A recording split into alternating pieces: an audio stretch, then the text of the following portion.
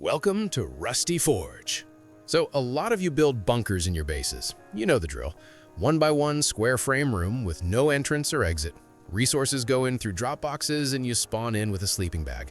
But these bunkers have some serious downsides. Picture this. You're playing solo, end of your session, and you want to stash your loot somewhere safe. You pass everything through the drop box, spawn inside, start sorting stuff into boxes, and then you realize you forgot something. So you type kill in console, but of course your main spawn has cooldown, and then your bunker spawn will have cooldown too. Annoying, right? Well, today that's no longer a problem, because I'm going to teach you how to build an automated bunker. You pass resources in from outside, they auto-sort inside, and you don't have to keep respawning. And here's the best part. When you need to pull resources back out, just spawn inside once, pass them through the drop box, and they auto-sort back into your loot room. Fantastic, right? Let's build this thing.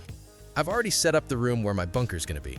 I usually do this in the honeycomb, 4 boxes sealed off with doors and garage doors. We're gonna start with making this bunker self-sufficient, so let's install a battery inside. Bigger the better. To make the power harder to destroy, we'll add an electrical branch. This will let us power the battery from an external source.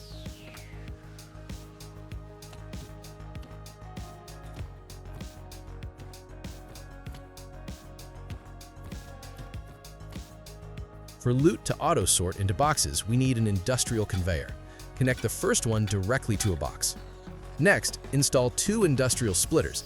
These will split loot from the first box into the others.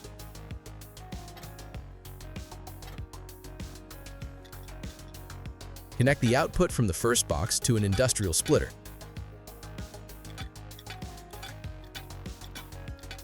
Then place conveyors for each remaining box and connect their inputs to the splitter.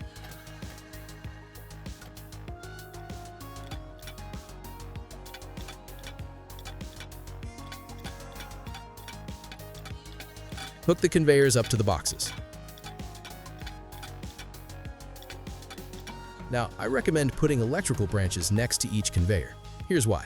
Sometimes after a server restart, conveyors turn off, and to restart them, you'd have to manually flip them back on. To avoid spawning in your bunker just for that, let's run 1 unit of power from branch out to turn on each conveyor. That'll auto-start them. And from power out, we'll power the conveyor itself. Same deal for each conveyor.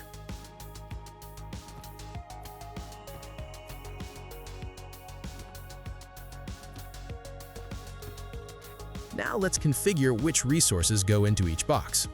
I'm leaving the first conveyor unfiltered. It'll move everything that goes into the drop boxes. The other conveyors will only grab what you configure in their filters. That way, if you put something you didn't filter for, it won't get stuck in the drop boxes. It'll just go to the first box. You can see my filter settings on screen, but set yours up however works for you. I'd also suggest placing a sleeping bag inside so you can spawn in when needed. Alright, let's seal up the bunker and install the drop boxes. Now this is critical. Drop boxes that feed loot into the bunker must be placed from inside the bunker. Explaining why, the drop box doesn't sit flush on both sides of the wall. One side sticks out. We need the sticky outside on the inside so we can attach the storage adapter. This is essential. I'm placing 2 drop boxes right away so you can dump more loot while it's sorting. Now let's install the adapters and connect them to the first conveyor.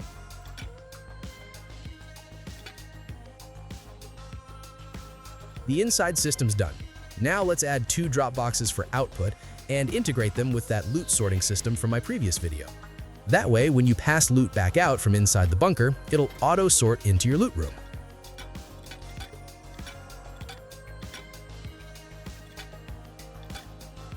System looks ready. Let's test it by passing some resources inside.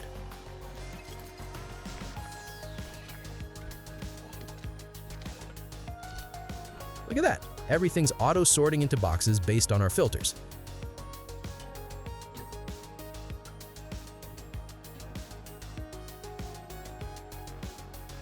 Now let's try sending resources back out.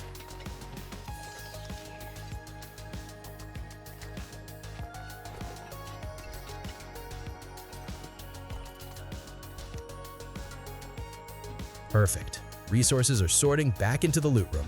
Beautiful level of automation.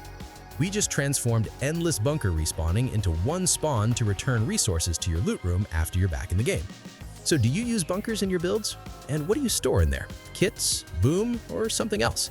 Let me know in the comments. I'm always curious how different players use these systems.